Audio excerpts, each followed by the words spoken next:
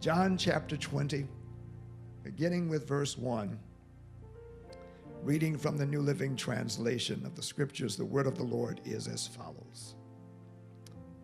Early on Sunday morning, while it was still dark, Mary Magdalene came to the tomb and found that the stone had been rolled away from the entrance. She ran and found Simon Peter and the other disciple, the one whom Jesus loved. She said, "They have taken the Lord's body out of the tomb, and we don't know where they have put him." Peter and the other disciple started out for the tomb. They were both running. But the other disciple, whenever you see other disciple in John, John is speaking about himself. The other disciple outran Peter and reached the tomb first. He stooped and looked in and saw the linen wrappings lying there, but he didn't go in.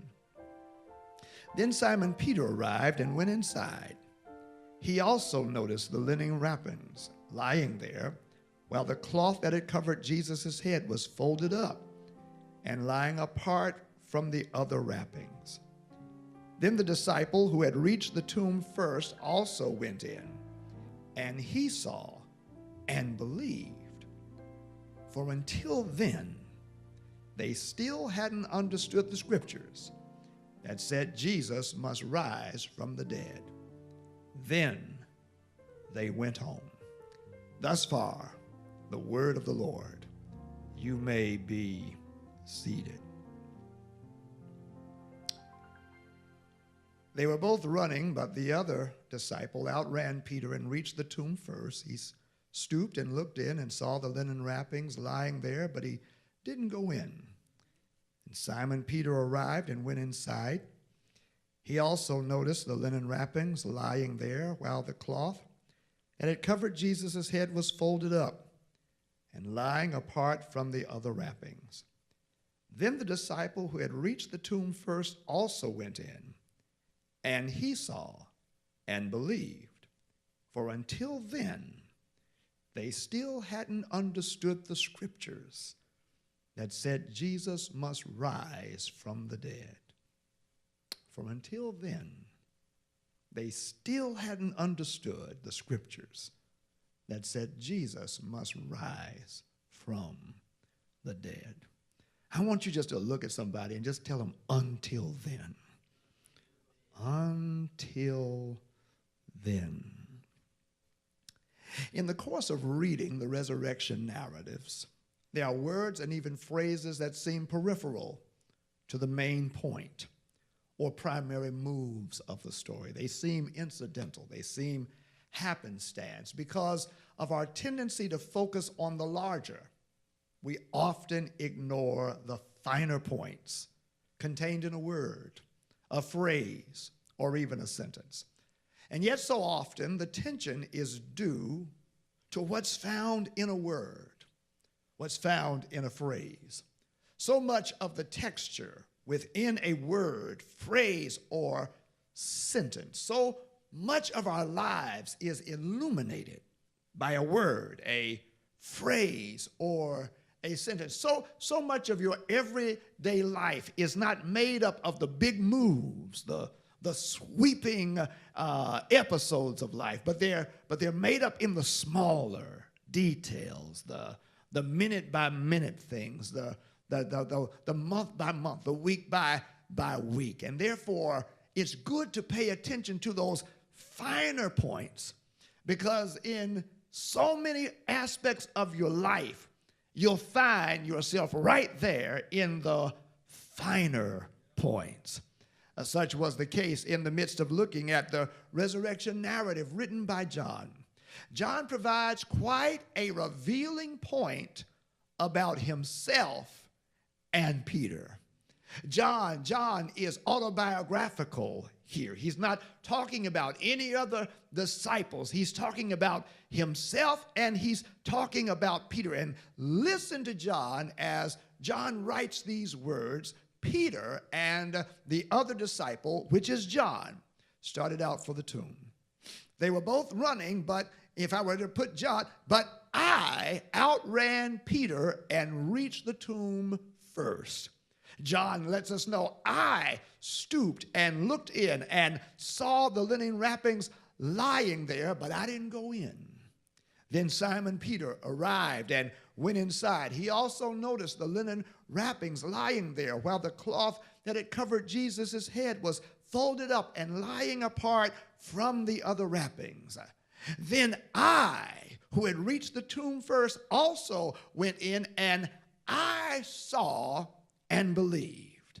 For until then, John writes, we still hadn't understood the scriptures that said Jesus must rise from the dead. Then we went home. The sentence that grabs my attention, the phrase is, for until then, they still hadn't understood the scriptures that said Jesus must rise from the dead. It's striking and quite instructive to note that the two disciples who were the closest to Jesus and in whom the early church found a great deal of its leadership, they were among those who had difficulty believing some important claims of Jesus. They were among the earliest of adopters of Jesus. They had traveled with Jesus. They had been privy to experiences that others had been denied. They saw Jesus raise Jairus' daughter from the dead. They saw Jesus on the Mount of Transfiguration. They witnessed, my God, Jesus praying so hard till sweat poured like drops of blood in the Garden of Gethsemane. To one of them was given keys to the kingdom, and to the other was given the earthly mother of Jesus. And yet, with all of that being said, John testifies that he and Peter still had not understood the scriptures that said that Jesus must be raised from the dead. You know, sometimes people who should get what God is doing or saying just don't get it. There are instances and occasions when those who have spent the most time, those who have traveled the farthest distances, still don't understand what's going on. They can be vested with both instruction and experience, but still don't understand. There may even be moments when they have distinguished themselves from their peers, and yet other moments when they, like everybody else, are clueless to promised and purposed things. Unless we're too hard on the brothers, we too can look and see times in our own lives when we didn't just see through a glass darkly. We didn't even see the glass at all. With all of our anointing, we just didn't see it. Sometimes people just don't get it. Sometimes good people don't get it. Well-meaning people don't get it. Well-read people don't get it. Sunday school and Sunday go-to-meeting people just don't get it. Peter and John, they had read the scriptures. They had heard the scriptures. They had heard Jesus quote the scriptures and apply the scriptures to himself, and they still didn't get it. They had seen Jesus raise at least 3 people from the dead, and they still didn't get it. They heard the testimony of the women who had seen the empty tomb for themselves, and they still didn't get it. It wasn't until they go to the tomb and see it for themselves that John says, then we understood the scriptures that said Jesus must rise from the dead. I mean, with their being in the very presence of Jesus and under the personal tutelage of Jesus, what could be a reason for them not to get it? How could those who were vested with this time with Jesus, this tutelage with Jesus, this opportunity with Jesus, this access to Jesus, this exposure to Jesus, how is it that they couldn't get it? Because if they can't get it and they were with Jesus, what does that say about you and me? What keeps us from getting a word or a promise that the Lord makes? What keeps us from getting it? Was it a matter of the enormity of what the scripture announced? Was the sheer amount of power necessary to raise Jesus from the dead, was that the reason for their not getting it? Because, friends, there are times when the sheer scope and size of what God says is hard for us to get. Sometimes the depth and dimensions of what God is speaking to us are more than our minds are able to grasp. We can't imagine the amount of power, the amount of ability or influences or resources or connections that would be required to accomplish what is promised. God starts talking to you, and you know it's out of your realm of ability and out of your realm of influence, and you don't have that level of connectivity, and you start wondering what level of influence or power or authority or connectivity is going to be required to do what God is clearly saying. And it's hard to believe for some, the inability to factor how God could possibly empower them to do more with the 90 than they could do with the 100 that they keep to themselves. Keeps them from getting God's promise in the tithe. For others, it's the inability to imagine God's power to provide greater opportunities through their keeping their integrity than they can achieve through cutting corners and making compromises. Perhaps it was the size, the scope of the promise that made it hard for them to get. But if it wasn't the size of the promise, was it the ambiguity? Was it the complexity of the promise? Because the scripture spoke of Jesus being raised from the dead.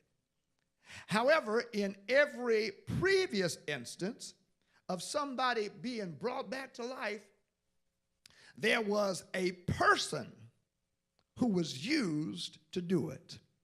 In the Old Testament, Elijah and Elisha were used to bring people back to life. And for Peter and John, they saw Jesus bring people back to life.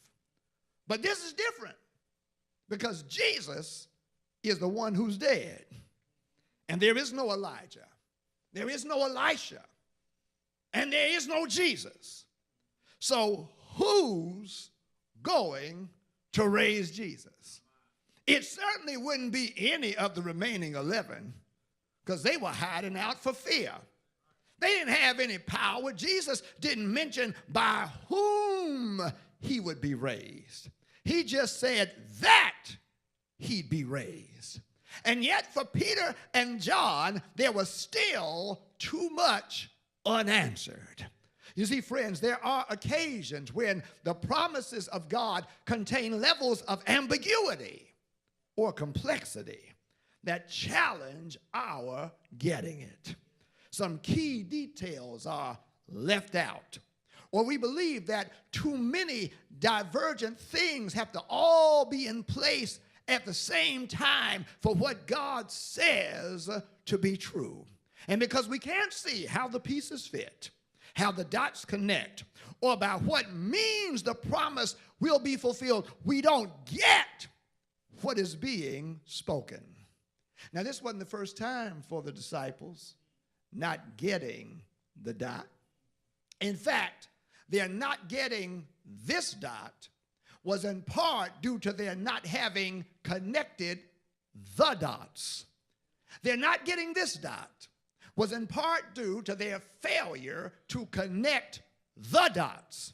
You see, friends, sometimes you can't get this dot because you haven't connected the other dots that God has provided for you. They failed to see the power exerted through Jesus as being God's power that God could then apply to Jesus.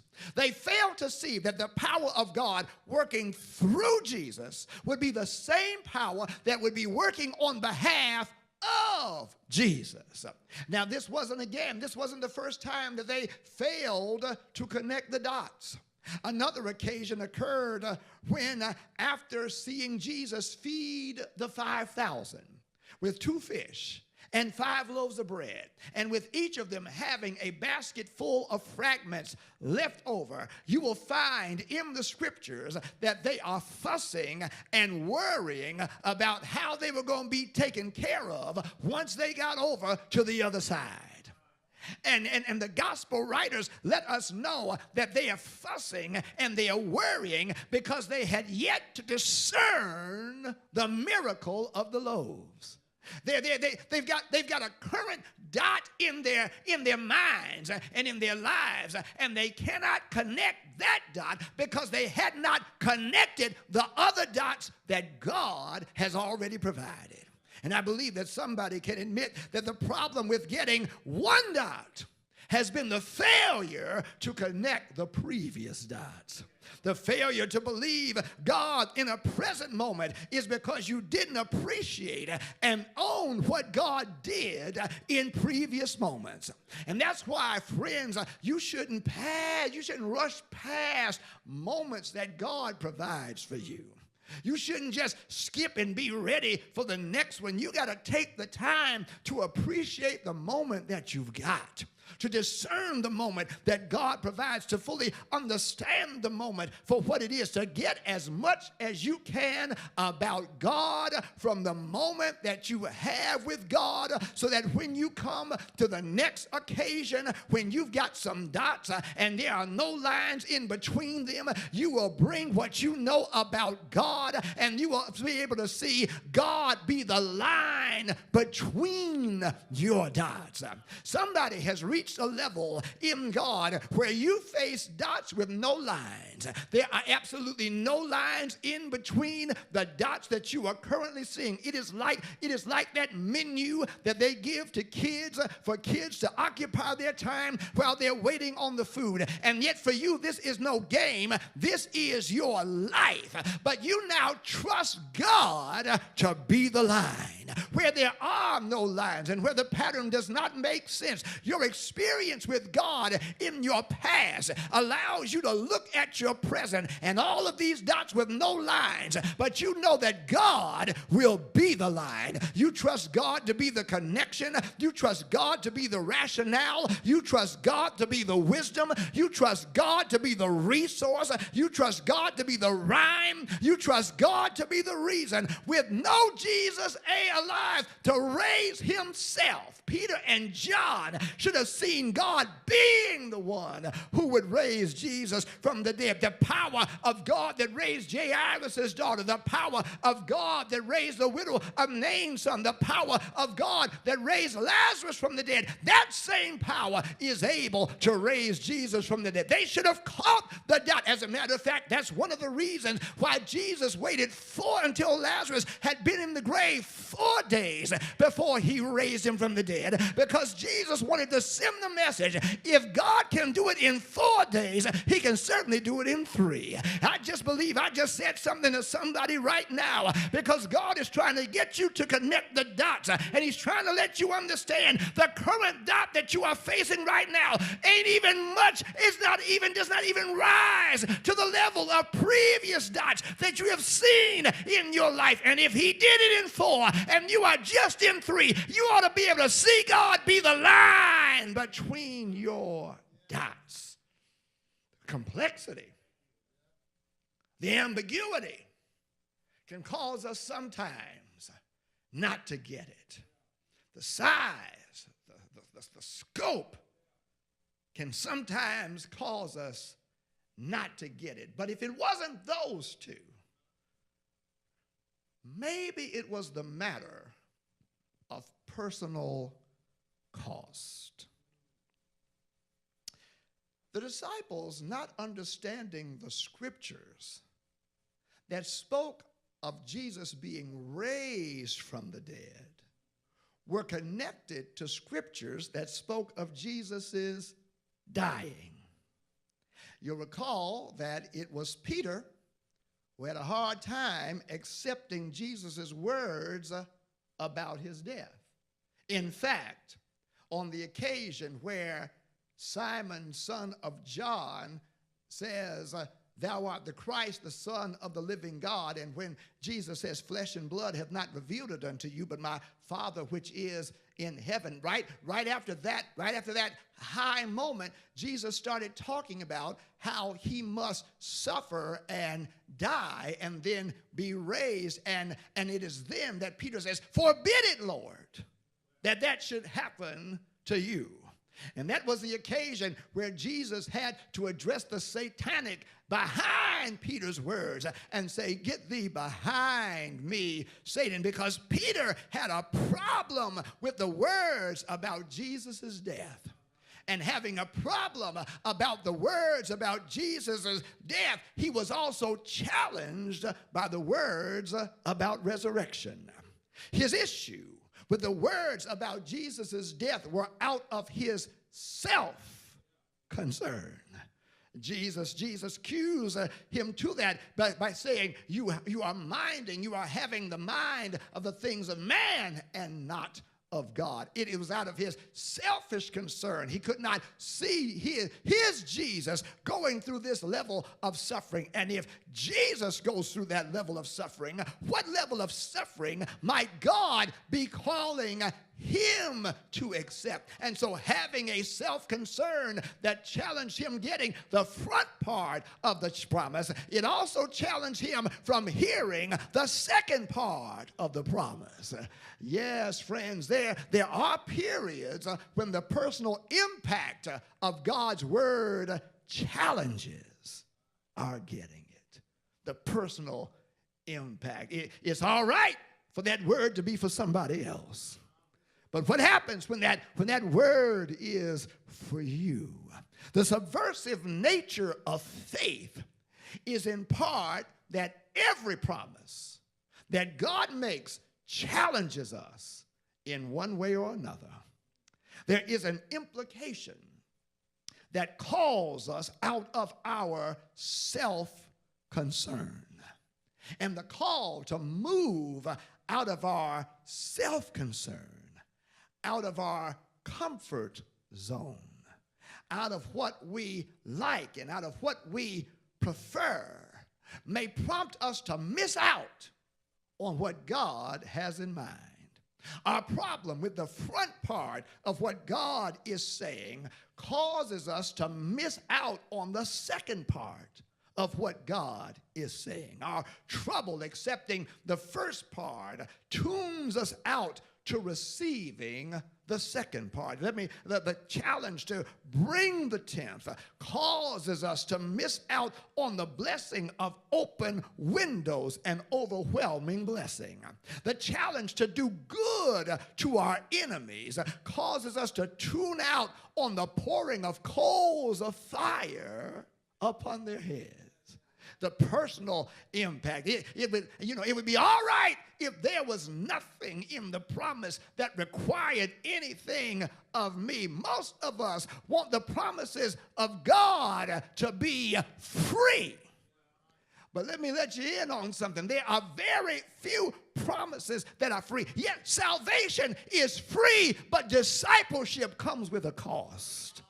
There is always a personal cost. And therefore, I got to raise this. When it comes to you getting God's promises, which is most problematic for you?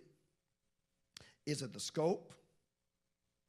Is it the scale? Is it how big, how enormous God is speaking?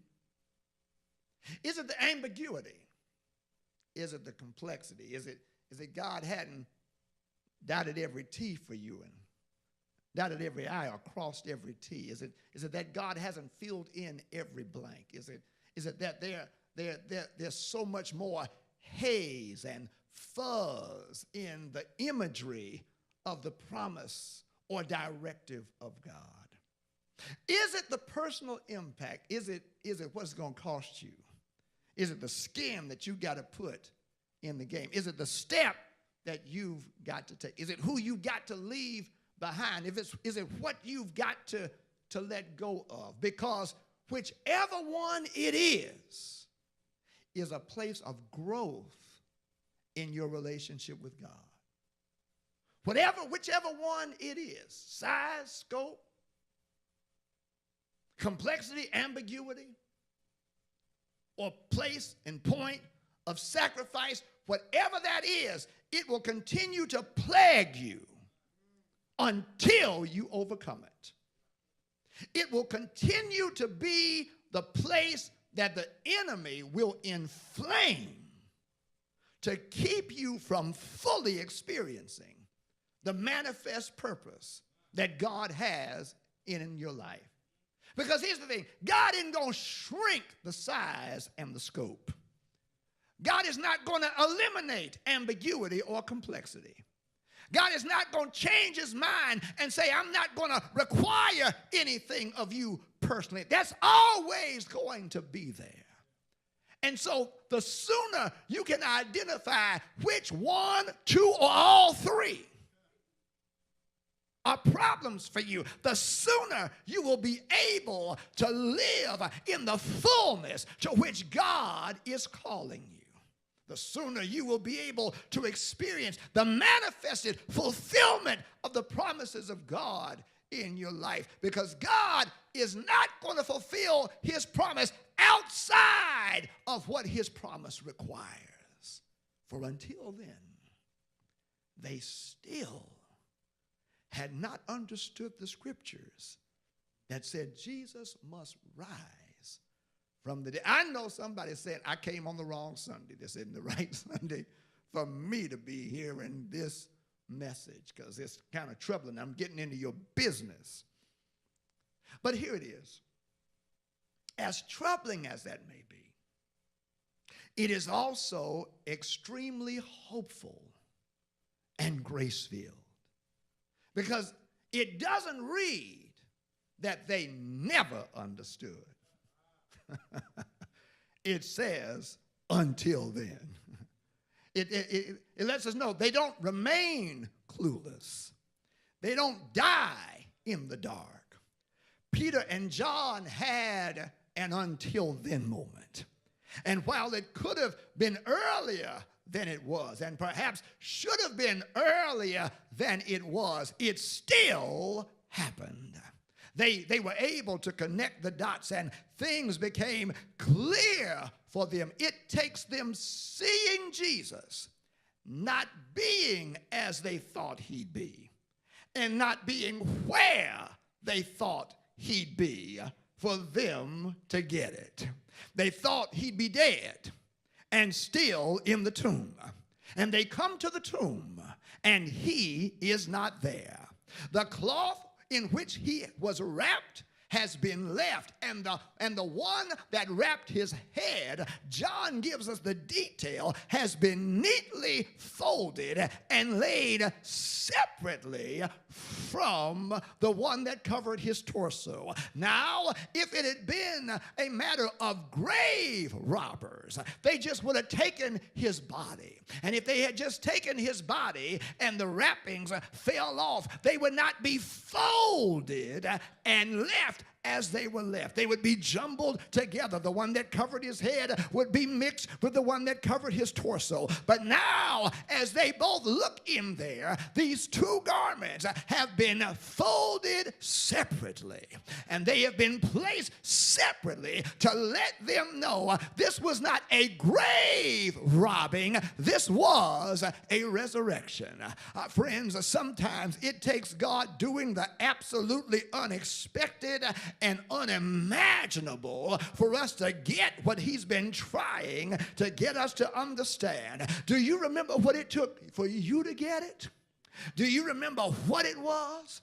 Do you remember how it was? Do you remember how long it took? Do you remember how many times and in how many different languages God had to speak it for you to just get it? Do you remember what it was for Moses? It took a voice from a bush that was burning, yet not consumed, for him to be able to get it. For Balaam, it took a message from a donkey for him to be able to get it. For Nebuchadnezzar, it took being turned turned into a wolf man, taken away from his throne, for him to be able to get that the Lord alone is the Most High God. For Darius, it took Daniel coming out of a den of lions, untouched and alive, for him to get it. For Saul of Tarsus, it took him being on the road to Damascus, being knocked off his donkey, my God, being stricken blind, and hearing a voice come from the midst of a noonday sun, and being the voice of Jesus himself. Peter and John, they had an until moment. And in that moment, my friends, the patience of God is seen by keeping them in the story. I need you just to go with me just for a little while. With all that Jesus did among them and everything that Jesus had said to them, they still didn't get it. And the question you got to ask yourself is, how long would Jesus abide? They're not getting it. How long would Jesus remain with those closest to him not getting it? But the fact that they're still in the story, there you see the patience of God, because Jesus bears, they're not getting it. He endures, they're not getting it. He dies with them knowing that they don't get it. He rises with them knowing that still they have not gotten it. He continues with them and they're not getting it. You missed your shouting opportunity, because the patience and forbearance of God is such that God continues with us and God keeps us in the story even when we don't get it. You ought to slap five with your neighbor and say, he talking about me now. Because when we were yet fumbling and bumbling, God kept us in the story. God keeps us close to himself, even when our lack of belief, our lack of understanding may hurt him, may slow what he has in mind down, may put ourselves at risk. God says, I'm going to be patient with you. And there's got to be somebody ready to turn the place upside down, because you know how patient the Lord has been with you. You know how patient the Lord was with you. You know the areas where your self-concern has been the issue. You know, my God, your failure to understand the last works of God has played in to your not being able to comprehend the present work that God is doing. You know where you've not believed God's power to do what God said, and yet God has kept you in the story. Just being alive right now is God keeping you in the story. Even though they didn't get it, they were kept in the story because God had an until then moment for them. And I want somebody to know that God has an until then moment for you. He's putting up with you and providing until then moments every day, just waking you up. My God, was God giving you an until then moment? Just speaking to you one more time. Is God giving you an until moment? Just you being alive right now. Is you still being in the story? And God says, I'm giving you an until moment. The fact that you're able to hear his voice is God saying, I'm giving you an until moment. It is the patience of God. But there's another aspect, and it's right there. It is the purpose of God. It's hard for me to slow down, but I need to slow down just for a minute. The purpose of God for Peter and John keeps them in the story until they get it. These aren't just two ordinary people visiting the cemetery. This is Peter and John. They had been chosen by Jesus after a night of prayer. Jesus had invested 3 years in their lives for the purpose of their fulfilling an apostolic call. Upon these two individuals, these would be two main pillars upon which the church movement would proceed. And therefore, they have to get it. They can't be whom Jesus means for them to be unless they get it. And so Jesus puts up with them until they get it. They had to get it because the purpose of God was for them not just to get it, but to proclaim it.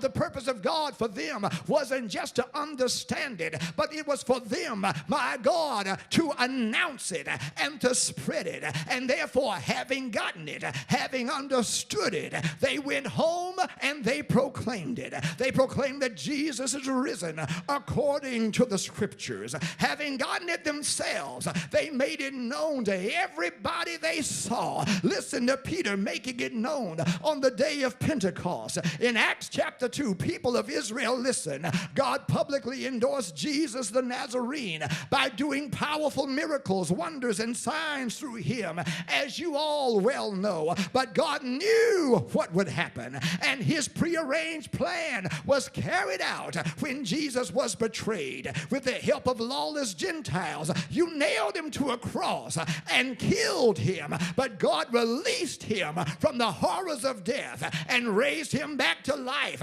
for death could not keep him in its grip. Listen to Peter sharing in Acts chapter 3, the God of Abraham, Isaac, and Jacob, the God of our fathers, glorified his servant Jesus, whom you delivered up and denied in the presence of Pilate when he was determined to let him go. But you denied the Holy One and the just, and you asked for a murderer to be granted to you, and you killed the Prince of Life, whom God raised from the dead. And Peter says, and we are his witnesses. Yet now, brethren, I know that you did it in ignorance, as did also your rulers. But those things which God foretold by the mouth of all his prophets, that Christ would suffer, he has fulfilled. Peter said, I got it, and I began to carry it. I got it, and I began to share it. I got it, and I began to announce it. I got it, and I began to proclaim it. Because, friends, I want you to understand, it is the purpose of God that puts up with us until we get it. I just explained somebody's survival. The purpose of God has put a lien on you, and the purpose of God has said you can't die until you get it, because God says I got a purpose that requires that you get it. I believe that there are several of us. There's somebody at Beatties Ford. There's somebody at South Charlotte. You can testify. We shouldn't have survived. What we survived should not have come out of what we have come out of, and any or all of it could have done us in. But God said, I got a purpose for your life, and I'm going to put a lien on you, and that purpose is what kept you alive. That purpose shielded you. That purpose insulated you. That purpose protected you. That purpose blocked the full intent of the adversary, because even when the weapon was launched, and even when the weapon hit you, it did not prosper. It did not accomplish the purpose that the enemy had in mind. Oh my God, the purpose of God. Say, I'm going to stunt the full power of the enemy's scheme. And God said, I did it so you can get it, because you have to get it. God said, you have to understand my word. You got to realize what my word means. You got to get that I'm real. You got to get that I'm powerful. You got to get that I love you. And you got to get that I have a plan for your life. I wonder, is there anybody here who can say, I thank God for his patience in my life. I thank God for the purpose that God placed in my life that gave me the time, my God, that I needed to be able to get it. Is there anybody in the building who can say, I thank you, Lord, for your patience, for your putting up with me. And God, I thank you that even though I didn't understand the purpose then, I understand it now. I'm so glad that the Lord kept me until I could get it. I'm so glad that, my God, I can testify with the hymn writer that said, alas, and did my Savior bleed, and did my sovereign die? Would he devote that sacred head for such a wretch as I? It was at the cross where I first saw the light, and the burdens of my heart rolled away. it was there by faith. I received my sight, and now I'm happy all the day. I'm happy because I can look back and I can see every until then moment that God gave me, and every moment that I wasted, and the patience of God was able to give me another moment until I got it. Do I have a witness? Is there anybody who can say this shout isn't going to be for the moment that I got it? This shout is going to be for the moments that I missed it, and he gave me another shot, gave me another chance, spoke to me one more time, gave me another invitation until it became clear to me. I thank God for the until moments that he's given me from this point, from that point until now. I thank him for every time I've had to go through something so that I can understand what his word really means, and I can proclaim with power and authority. I know now what the Lord means when he says weeping may endure for a night, but joy comes in the morning. I know now what it means that God will wipe all tears from their eyes. I know now that no weapon that's formed against me shall be able to prosper. I know now. I understand now. And now I can proclaim it. I wonder, am I talking to anybody who can say, I thank God for every until then moment. And now that you understand it, you got to tell it. Now that you know it, you got to share it. Now that you realize it, you got to be a point of revelation for somebody else. Oh God, we thank you.